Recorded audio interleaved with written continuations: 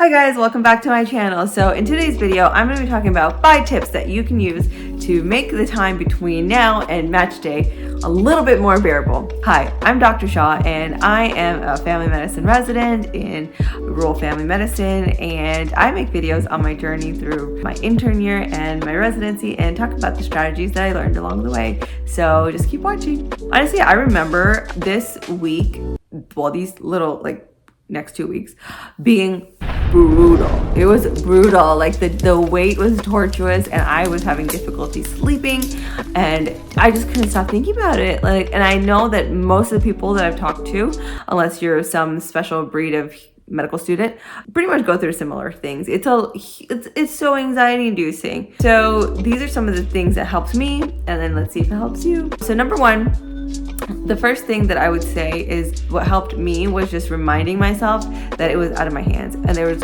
literally nothing that I could do about it. It was completely 100% out of my hands, and I did every single thing that I could possibly do. And honestly, sometimes that's still not enough, because you still think like, oh, maybe I should have ranked this program, or should have ranked that program, or why did I change my rank list, or maybe I shouldn't have said this during the interview, or I should have said that.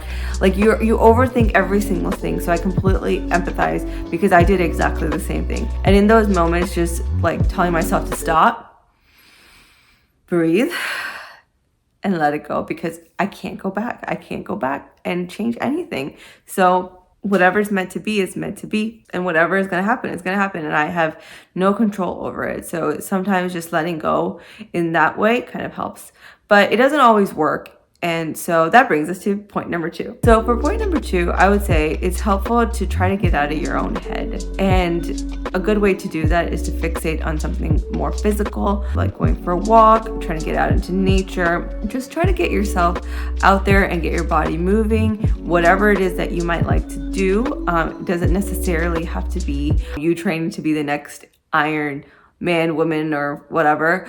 You just have to just get your body moving and just not sit for too long, so that your mind doesn't just take over. So that's something that could definitely help. It definitely helped me. I took my dog for a lot of walks, and I just tried to focus on the very present in the moment, try to just get out there, stay fixated on my current atmosphere, and try to really just take in the present. But it can be really hard to do.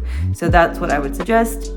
Get out there, get moving, and just try to get out of your head. Number 3, the opposite of that, which also sometimes is helpful, is just binge watch TV shows or movies, because having an escape sometimes when it gets too much is like the greatest thing. Or even like a really good book. It's just like mentally escape from the current reality in whichever way that you find most desirable. So I would recommend doing that. I really get engrossed in, I really get sucked into certain novels, and it's just like the time just flies by and I have no idea what happens. Like I'm just knocked out.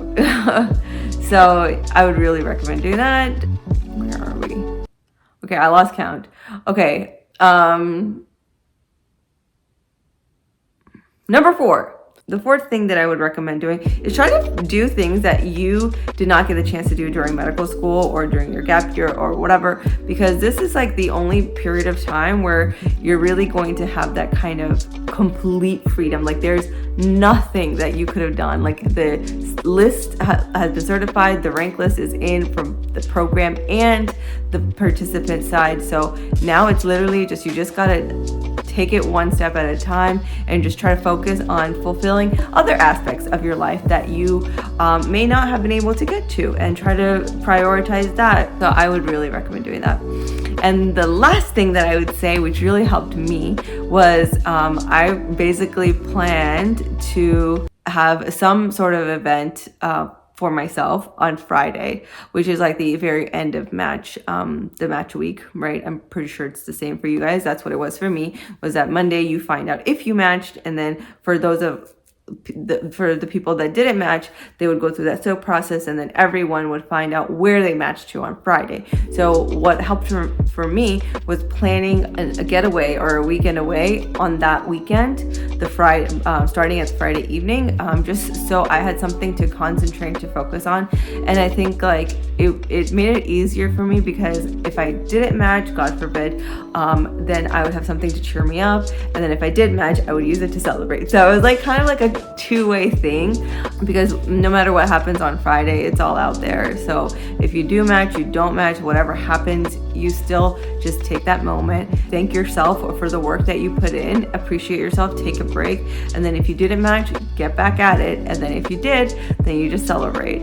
So yeah, those are my tips. I hope that you find them enjoyable, and good luck to you all. You guys will do amazing, and you know what? Whatever's meant to be is meant to be, and whatever's meant for you will find you.